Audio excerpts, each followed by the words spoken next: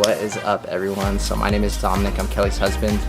I just wanted to film a quick what I eat in a day for somebody who's trying to, I guess, eat more protein, worried about protein, stressed about building muscle, blah blah blah, all that kind of stuff. So for me, it's really hasn't been an issue. So I used to weigh 140 pounds and was eating just like tons of meat and eggs and whey and all sorts of stuff, like trying to build muscle. And I'll actually show a picture right here. So this is when I was 145 and working out the same, going the same amount of days a week, blah blah blah. And then this is me right here now, currently at 170, so that's 25 pounds, about the same body fat. So I've gained probably 20 to 25 pounds of muscle just by eating the way that I do and just working out. So for somebody who's really stressed about protein, worried that they're not gonna hit their protein requirements or that they're gonna lose muscle or whatever by going vegan, for me it's just been the opposite. I've actually gained more muscle, and so I wanted to show you guys just what I'm eating and how I'm able to get enough protein. I guess for me it's really a non-issue, something I don't really think about. I just think like, oh, I need to include this, basically 3 different things each day, and other than that I just eat in abundance and stay pretty lean. So yeah, so I guess this is my what I eat in a day as a vegan husband, I guess. Cool, enjoy. Alright, what's up guys? Okay, so we're just gonna jump straight into it. So this is my pre-workout, which was puffed millet, 5 grams protein, and then 1.5 cups of flax milk, which is 12 grams. So that total was 17 grams for my pre-workout. I went to the gym, I got back, and then I decided to make a smoothie. So I did 1.5 scoops of protein powder, pea protein, which is 30 grams, 2 cups flax milk, 16 grams, some flax seeds, which was 8 grams, and then I did blueberries, mangoes, Ashwagonda, Chaga, and Stevia. Threw that in a blender, blended it up, and that total was 55 grams. And that was super tasty.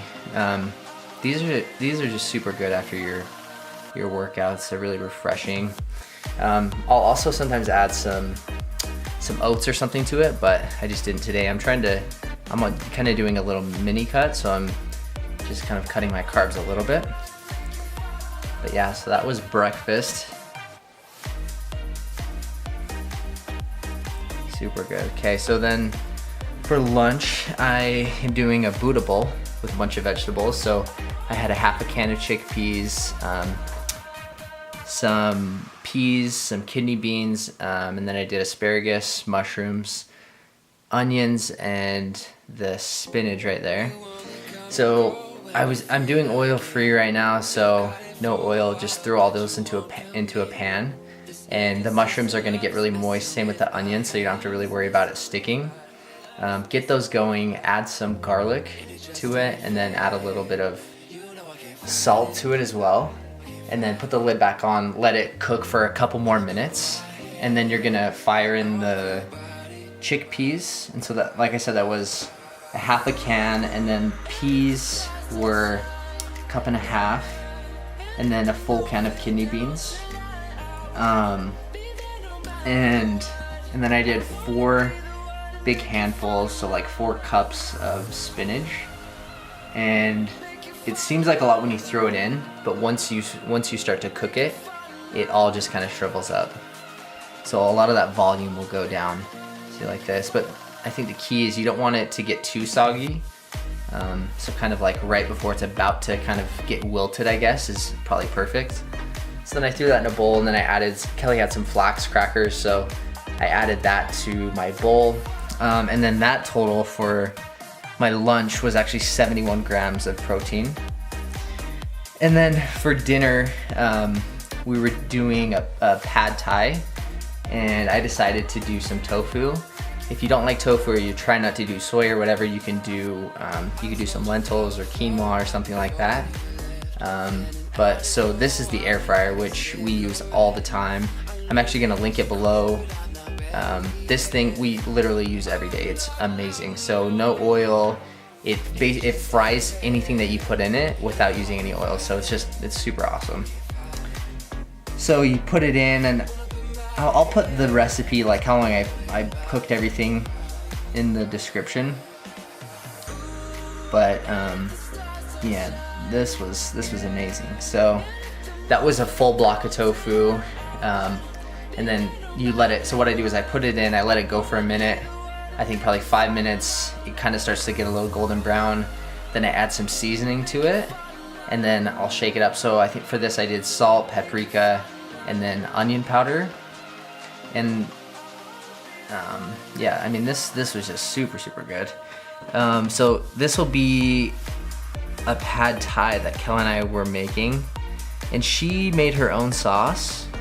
But I'm gonna link a couple different recipes to sauces, to pad thai sauces that you guys could use, or at the store I know that they sell them already pre-made. Just watch out for like high amounts of sugar, like added cane sugar and stuff like that. You want to avoid that. But these are the vegetables that we used. So we had 4 mushroom heads, 8 grams of protein, 3 cups of broccoli, 6 grams of protein, 3 cups of green beans, 6 grams, 2 carrots, 1 onion, 1 spaghetti squash, and then we added some mung beans. So I chopped those up, throw it in a skillet, let it kind of cook for a second, let all those veggies kind of cook down a little bit, and then the trick to spaghetti squash is throw it in the microwave, let it cook in the microwave, and then you can just add it into whatever you're cooking. So this is kind of making up the noodles of the pad thai. So it's just a lower carb way to do it.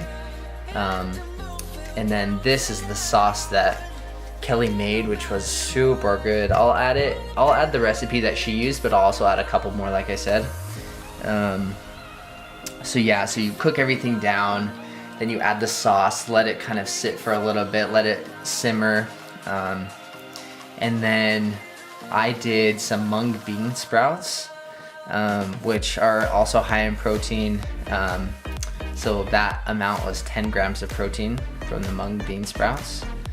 So then what I did is I let that cook down, I added my tofu, and let it cook a little bit longer, let the tofu kind of like absorb some of the sauce, and then I just threw that into a bowl. And then I added some cashews on top and some red cabbage or purple cabbage.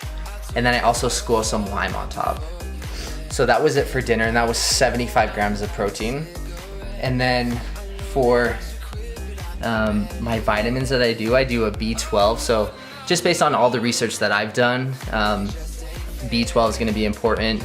D3 is also going to be important, and then that's a K2 MK4 supplement. So I feel like those are the most important. All right, guys. So that was it. Thank you so much for watching.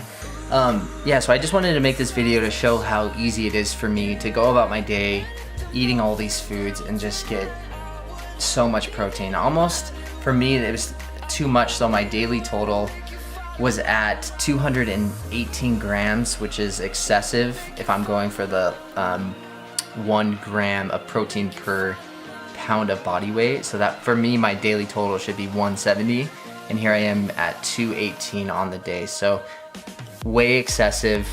So let's say I didn't do the tofu, or I did less protein powder for my breakfast, I'm still hitting what I should be hitting without doing those things. So it's just super easy. It's something I don't think about. It's something that you guys shouldn't stress about as long as you're eating these types of foods. So eat beans, lentils, quinoa.